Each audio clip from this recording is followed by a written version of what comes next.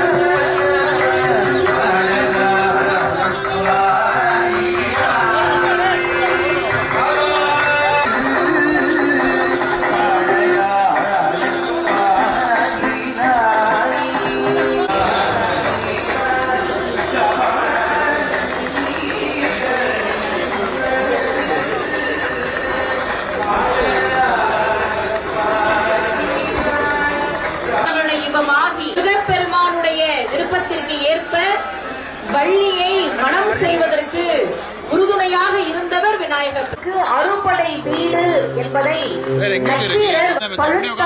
தமிழ் பலகை இருக்கும் ஒரு கவிப்புலகன் இசைக்குறுகி வரை குகையை இடித்து வழிகாணும் போல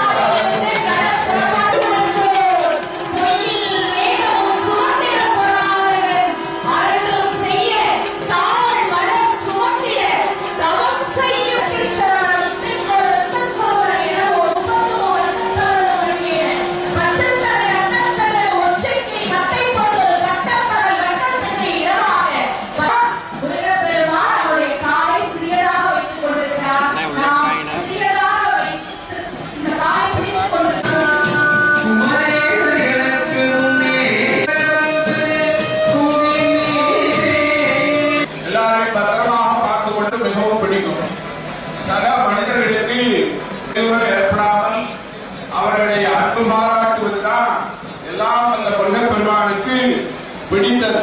இந்த திருத்தலம் நம்முடைய மதுரையில தான் முதல் அறுபடை வீடும் இருக்கு. திருப்பரங்குன்றம் 6வது அறுபடை வீடு பழமுதிர்ச்சோலை இருக்கு. இந்த மதுரையில உள்ள 6வது அறுபடை வீடுல கும்பாபிஷேகம் நடந்தது. ரொம்ப சந்தோஷமா இருக்கு. 4 மணிக்கே வந்துட்டோம். கார் பார்க்கிங் எல்லாமே கொஞ்சம் நல்லா அரேஞ்ச் பண்ணிருந்தாங்க. போலீஸும் நல்ல சேஃப்டியா இது பண்ணாங்க. நாங்க வந்து கும்பாபிஷேகம் பார்த்தது ரொம்ப மனநிறைவா இருக்குது. இங்க முருக கடவுள் வந்து நம்ம தமிழ் கடவுள். அந்த தமிழ் கடவுளுக்கு இன்னைக்கு கும்பாபிஷேகத்தை நான் பார்க்க வந்ததுக்கு பெரிய பாக்கியமா நான் நினைக்கிறேன். எனக்கு இந்த அருளை கொடுத்த கடவுளுக்கும் முருக கடவுளுக்கும் ரொம்ப நன்றியை தெரிவித்துக் கொள்கிறேன். இங்கே நிறைய கூட்டம் வந்தாலும் அதை வந்து கரெக்டாக மேனேஜ் பண்ணி அப்புறம் வந்து கீழே நிற்கிற மக்கள் மேலே நிற்கிற மக்கள் எல்லாருக்குமே நம்மளோட தண்ணி கிடைக்கிற மாதிரி பண்ணாங்க. ரொம்ப சந்தோஷமா இருக்கு. ரொம்ப சந்தோஷமா இருக்கு. இந்த பாக்கியம் எனக்கு கிடைச்சதுக்கு ரொம்ப சந்தோஷம். மக்களோட கூட்டமும் அதிகமா இருக்கு. நல்லா பாக்குறதுக்கும் ஒரு வாய்ப்பு நல்லா கிடைச்சிச்சு.